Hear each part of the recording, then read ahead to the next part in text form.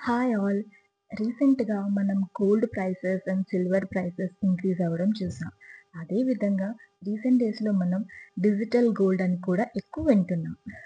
For instance మనకి digital గోల్డ్‌ని offer చేస్తున్న apps like Paytm, GPay, Jar, Moneyview etcetera.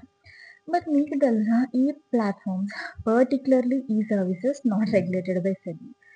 So, SEBI regulate చేయట్లేదు. Okay. మన ఇష్యూ ఏంటి అంటే ఇక్కడ మనకి గ్యారంటీ లేదు. ఏమని? These platforms actually hold physical gold against our investments.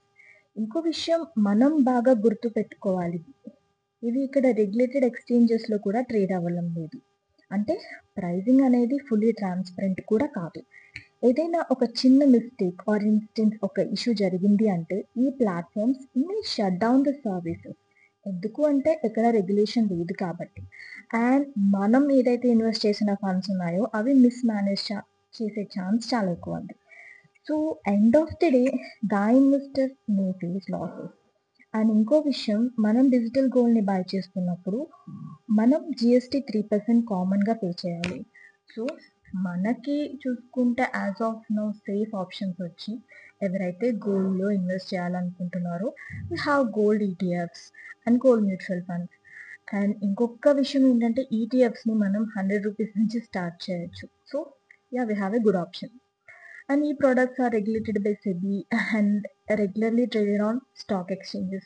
So we have some extent of trust that yeah, pricing అనేది transparent and accurate గా ఉంది అని చెప్పి. ఇంకో విషయం ఏంటంటే మనం పర్చేస్ చేసినప్పుడు జీఎస్టీ కట్టాల్సిన అవసరం లేదు. సో అది కూడా మనకి సేవింగే. అండ్ గోల్డ్ ప్రైస్ ఇంక్రీజ్ అయినా, డిక్రీజ్ అయినా విధానాన్ని బట్టి మన ETFs or mutual funds behave చేస్తాయి. ఎందుకంటే గోల్డ్ ప్రైస్ ఇంక్రీజ్ అయితే ఆబ్వియస్లీ మన ఈటీఎఫ్ ప్రైస్ కూడా ఇంక్రీజ్ అవుతుంది. At the same time gold price decrease అవుతుంది అంటే ఆబ్వియస్లీ అది కూడా డిక్రీజ్ అవుతుంది. So we have some clarity. So invest చేసే ముందు బాగా ఆలోచించి చేయండి. Thank you and please subscribe.